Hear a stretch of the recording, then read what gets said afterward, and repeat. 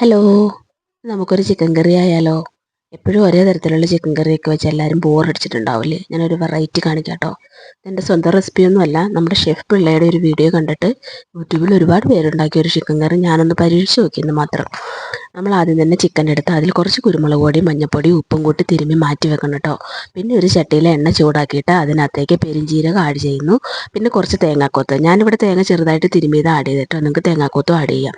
പിന്നെ സബോള ഇട്ട് ഉപ്പ് ഇട്ട് നല്ലപോലെ വഴറ്റുക. വഴന്നു വരുമ്പോൾ അതിലേക്ക് കറിവേപ്പില, ഇഞ്ചി, വെളുത്തുള്ളി, പച്ചമുളക് എന്നിവയെല്ലാം കൂടി ഇട്ട് നല്ലപോലെ വഴറ്റുക. സബോള ഏകദേശം ഒരു ഗോൾഡൻ ബ്രൗൺ ആയി കഴിയുമ്പോഴത്തേക്കും ഒരു സൈഡിലോട്ട് മാറ്റി വെച്ച് അതിൽ മല്ലിപ്പൊടി, മുളക് പൊടി, മഞ്ഞൾപ്പൊടി എന്നിവ ചേർത്ത് നല്ലപോലെ മൂപ്പിച്ചെടുക്കുക.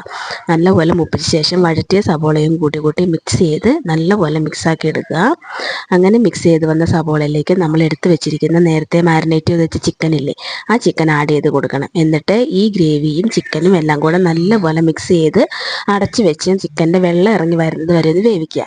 അങ്ങനെ വെന്ത് വന്നു കഴിയുമ്പോൾ അതിലേക്ക് കുറച്ച് ചൂടുവെള്ളം നമ്മൾ ഉണ്ടാക്കി വെക്കണം, അത് ഒഴിച്ച് കൊടുക്കുക കേട്ടോ. അങ്ങനെ ചൂടുവെള്ളം ഒഴിച്ച് കൊടുത്ത് ചിക്കനൊക്കെ നല്ലപോലെ തിളച്ച് വരുമ്പോൾ മൂട മാറ്റി മുകളിൽ കുറച്ച് തക്കാളിയും കൂടി ഇട്ട് കൊടുത്ത് വീണ്ടും മൂടി വെച്ച് ഒന്നുകൂടെ വേവിക്കുക. അതാണ്ട് അപ്പോൾ ചിക്കൻ കറിയൊക്കെ നല്ല സൂപ്പറായിട്ട് തിളച്ചു. അതിനുശേഷം ഒരു ചെറിയ ചട്ടിയിൽ പെരിഞ്ജീരകം, കറുവാപ്പട്ട, ഏലക്ക, ഗ്രാമ്പു എന്നിവയെല്ലാം കൂടെ മൂപ്പിച്ച് പൊടിച്ച് ചിക്കൻ കറിയുടെ മുകളിലേക്ക് വിതറി കൊടുക്കുക. അപ്പം തന്നെ ഒരു നല്ല സ്മെല്ലൊക്കെ വരുന്നുണ്ട്. പിന്നെ കുറച്ച് ഗരം മസാലയും കൂടി ഇട്ട് കൊടുക്കുക. അപ്പം നമ്മുടെ ചിക്കൻ കറി ഇതാ ഇവിടെ റെഡിയായി. നല്ല കപ്പയുടെ കൂടെ കഴിക്കാൻ നല്ല സൂപ്പറാണ് കേട്ടോ.